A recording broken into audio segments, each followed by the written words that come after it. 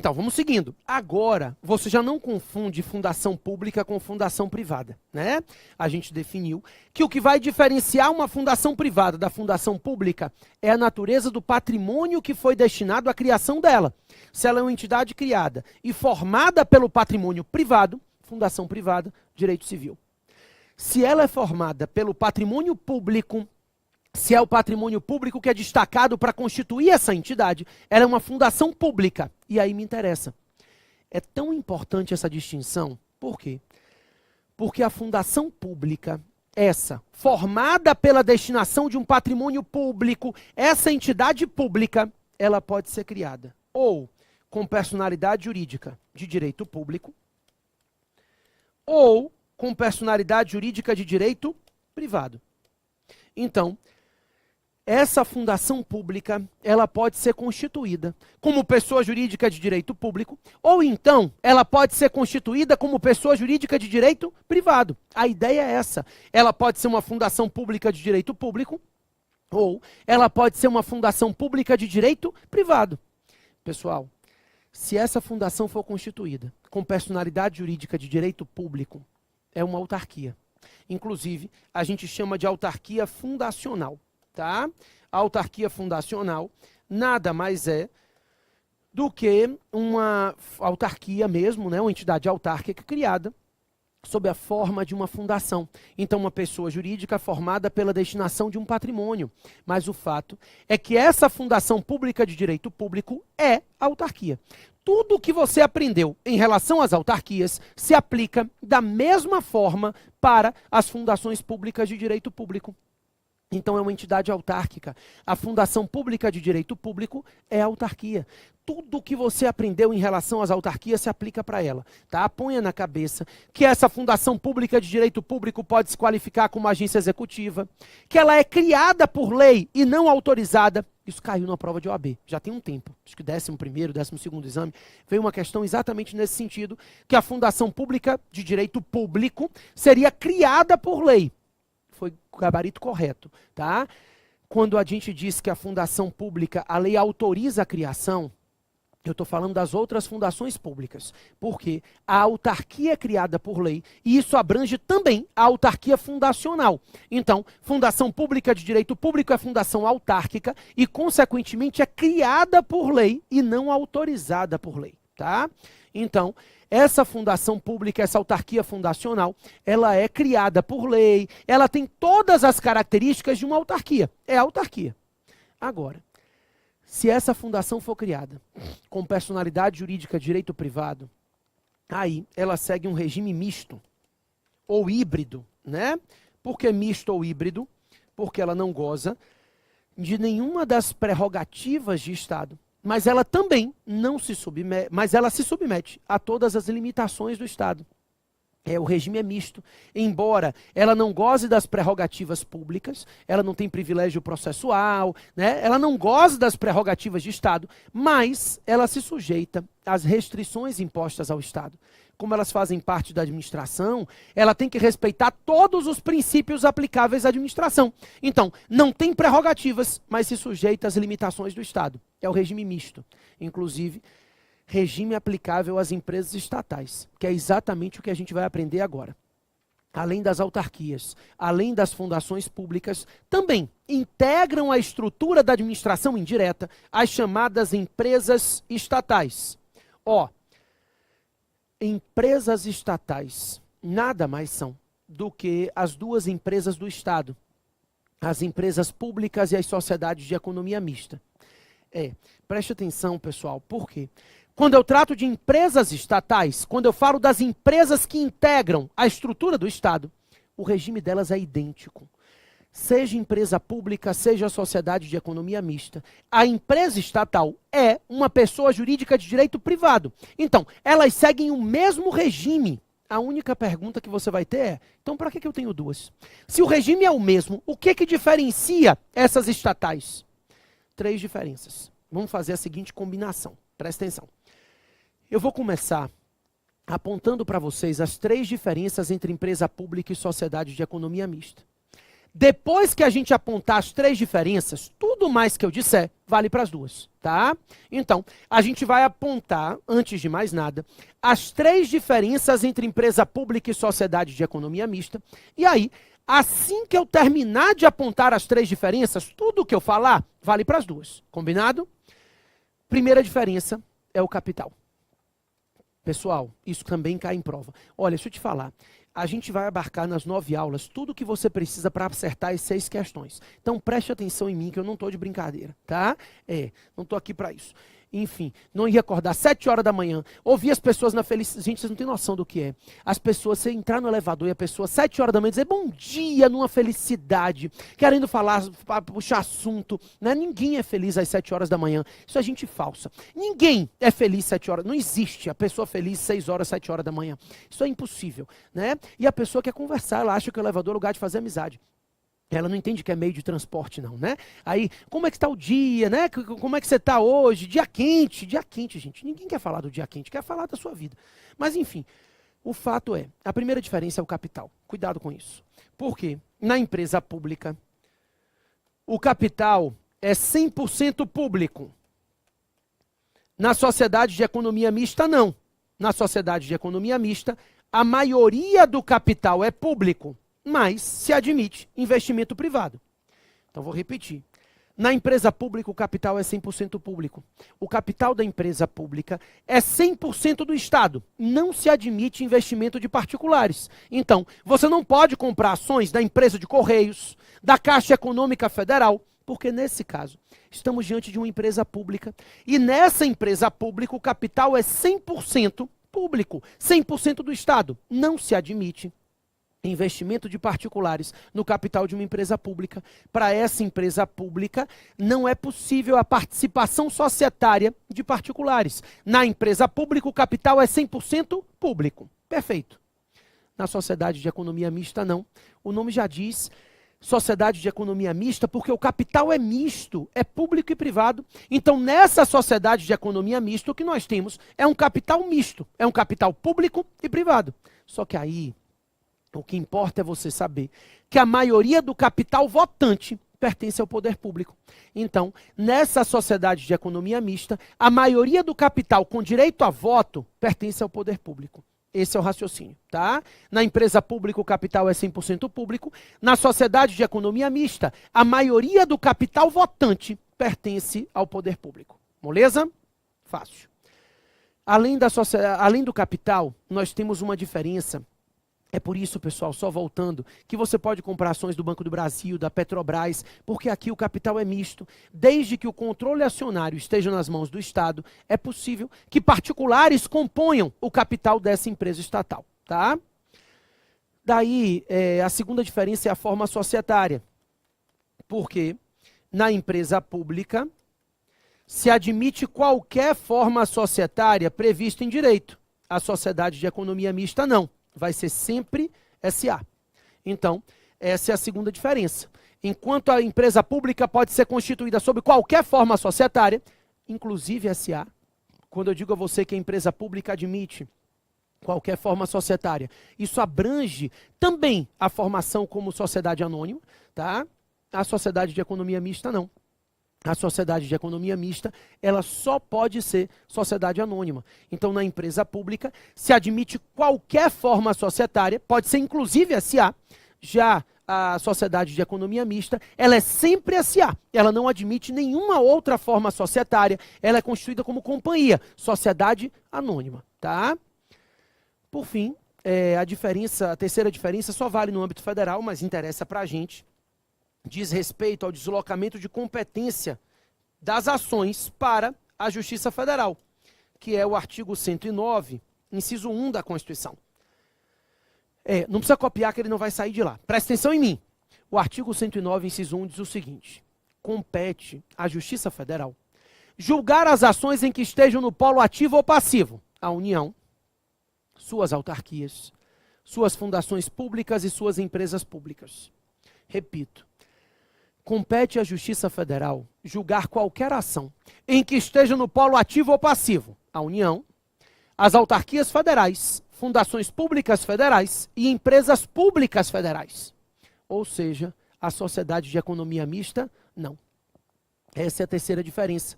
Ações contra empresas públicas são propostas perante a Justiça Federal. Claro, se for uma empresa pública federal.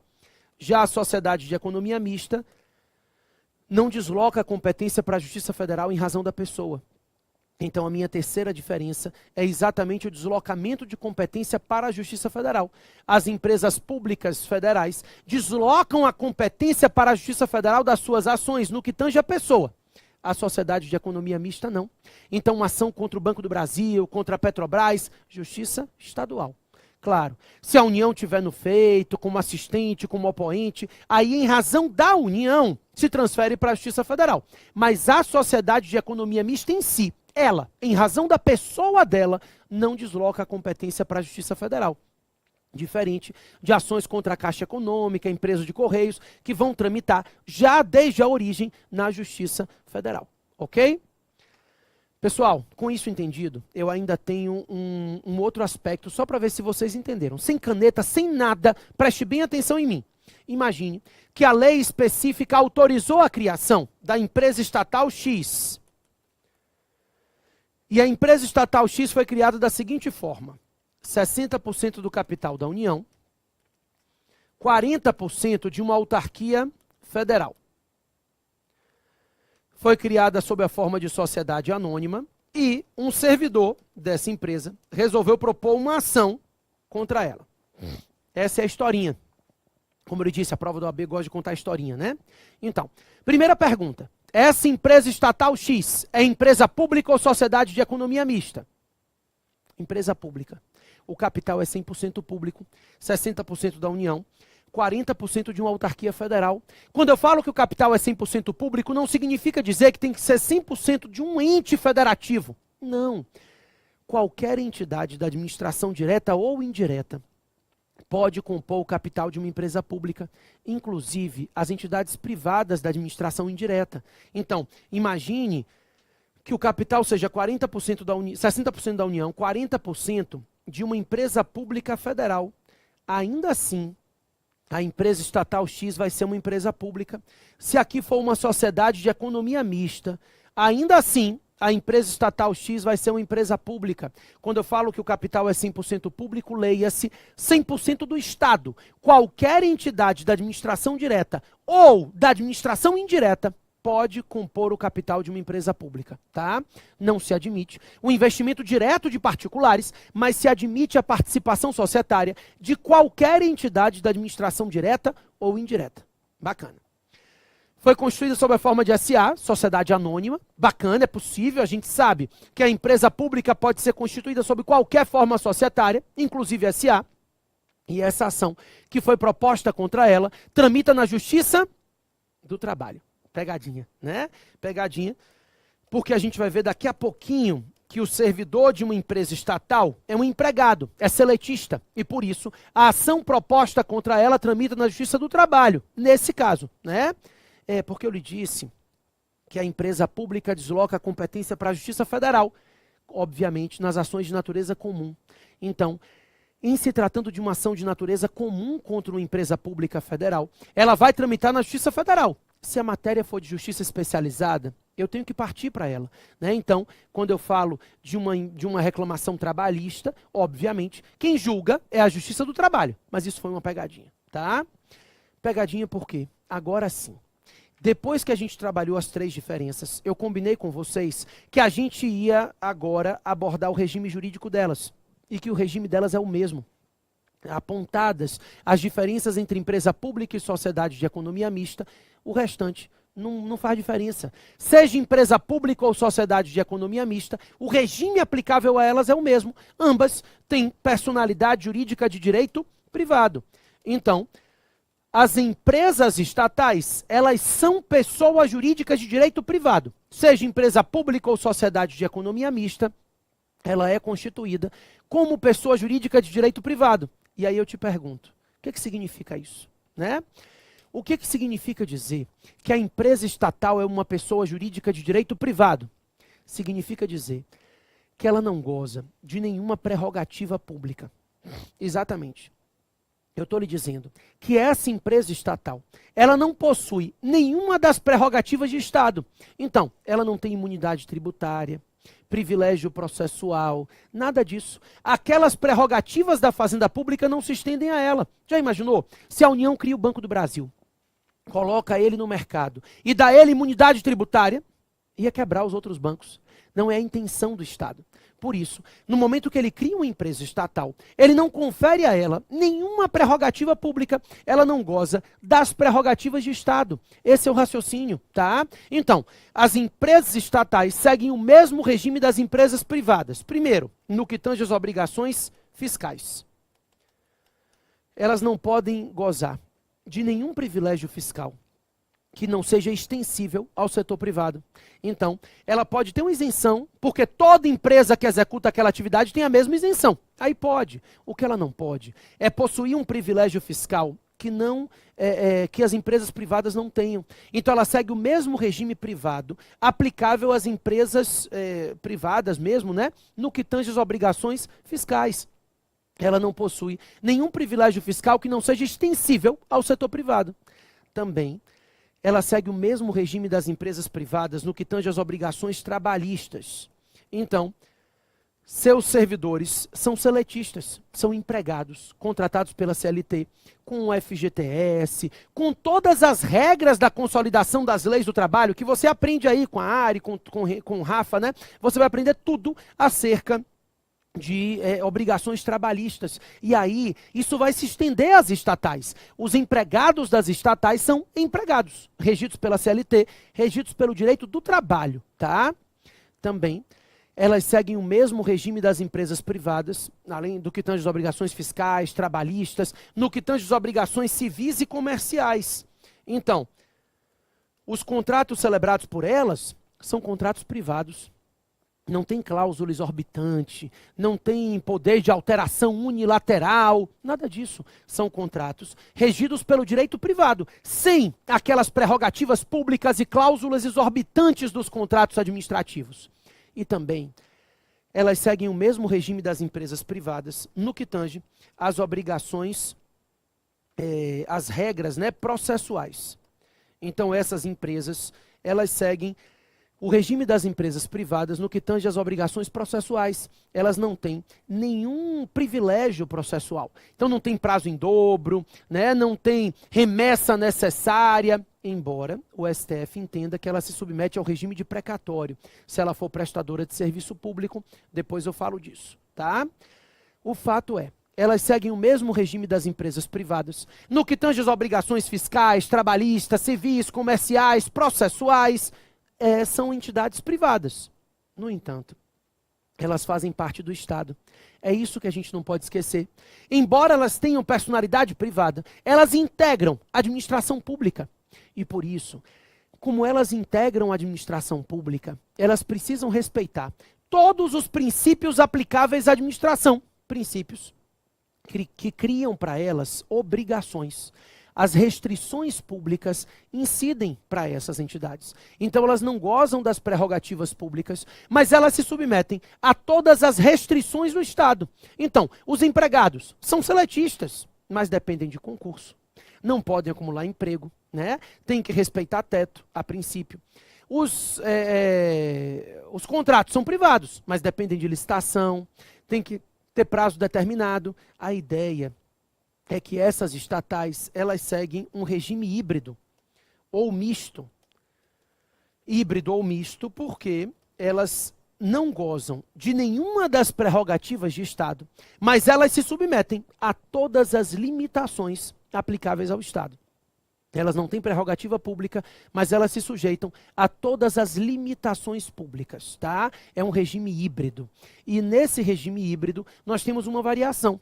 Por quê? Porque, de acordo com a Constituição e com a lei, as estatais podem ser criadas ou para a prestação de serviço público ou para a exploração de atividade econômica.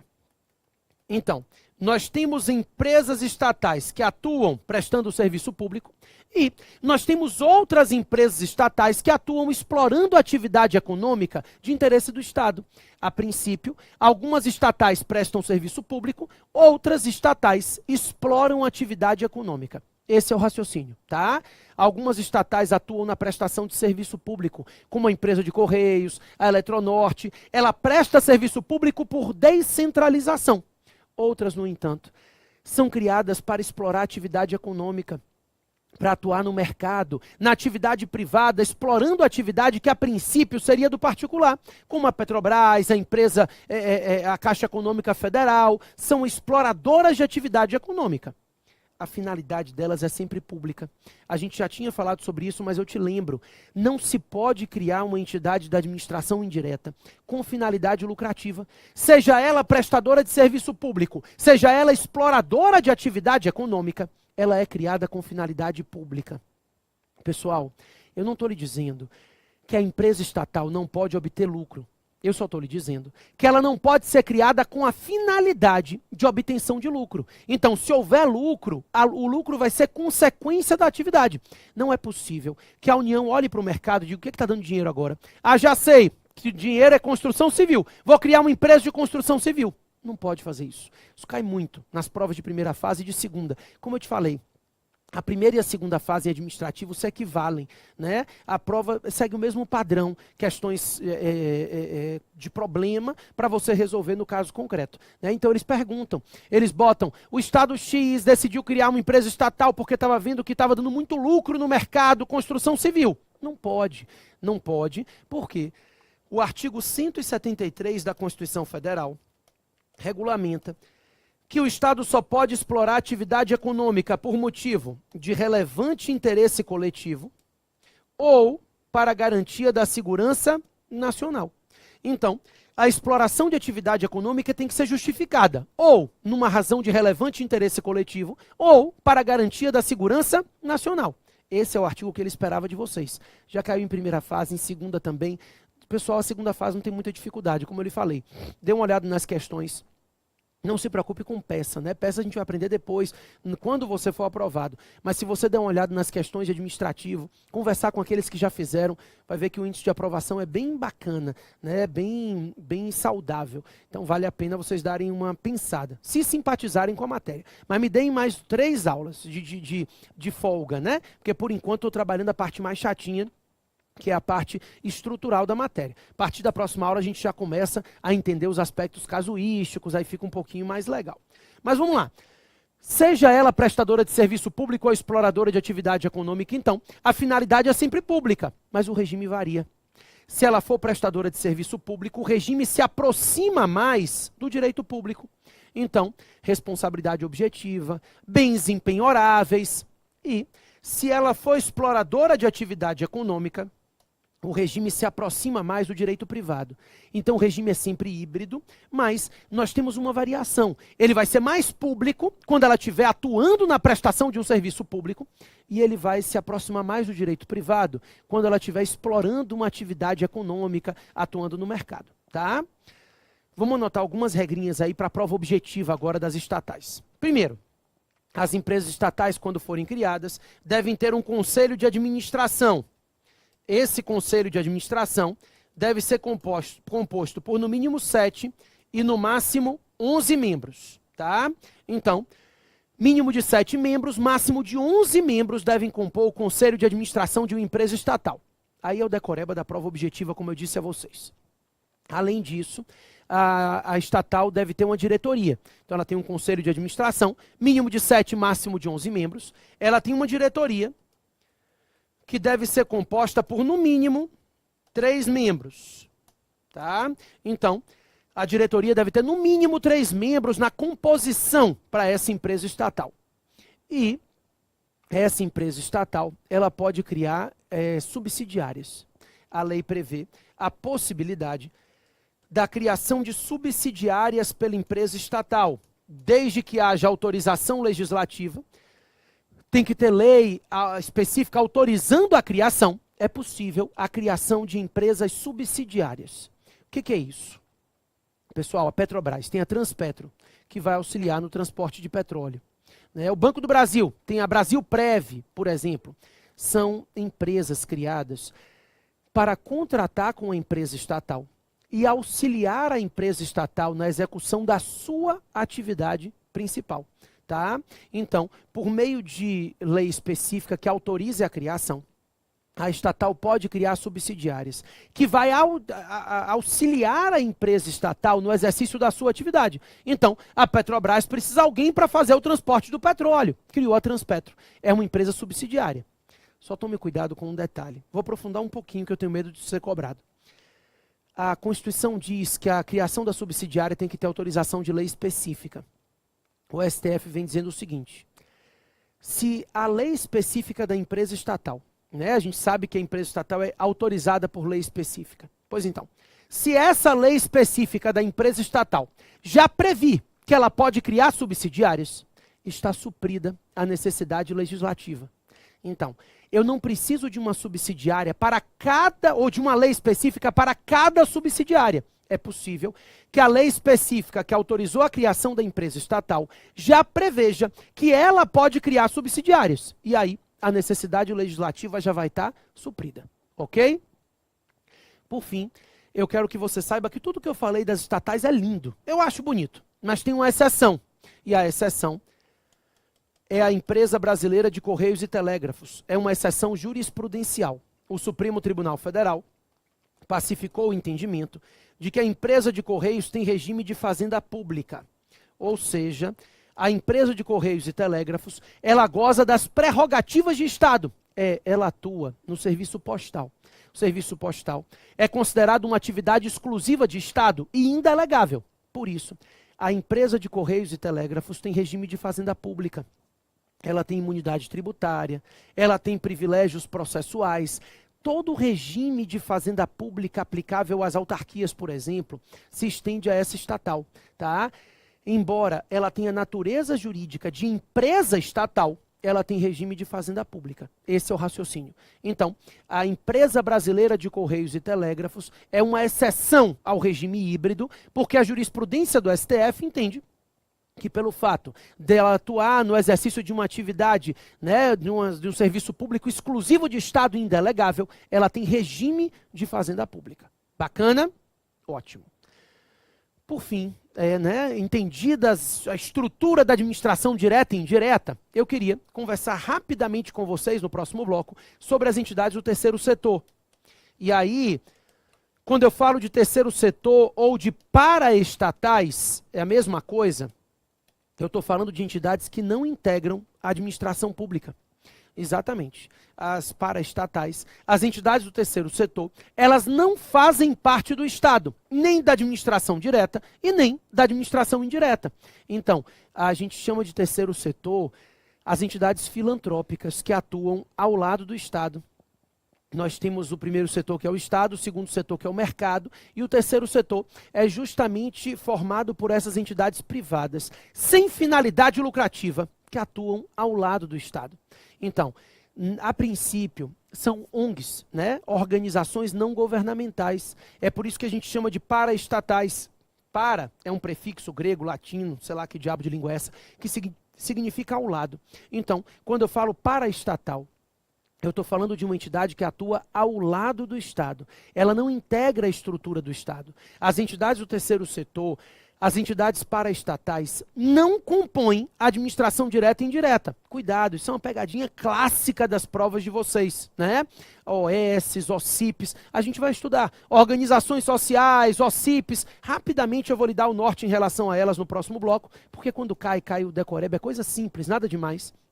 Mas o fato é que elas não fazem parte da administração pública, nem da administração direta e nem da administração indireta. O raciocínio é simples. São entidades privadas que não têm finalidade lucrativa e que prestam serviços de interesse público. Em razão disso, o Estado decide fomentar a atividade delas. Então, ele concede a elas algum benefício, orçamento público, cessão de bens, enfim, ele dá a ela algum benefício, algum dinheiro para que ela possa executar as suas atividades. Em troca, ele submete essa entidade a um controle que vai ser exercido para verificar se ela está utilizando o dinheiro público da forma correta, tá? Então a ideia é essa. A entidade do terceiro setor é uma entidade privada sem fins lucrativos que atua ao lado do Estado, executando atividades de interesse público e, por isso, recebe alguns benefícios do Estado e se submete ao controle da administração, tá certo? Daqui a um minuto eu volto para falar das 5 entidades do terceiro setor sem dificuldade. Sai daí não.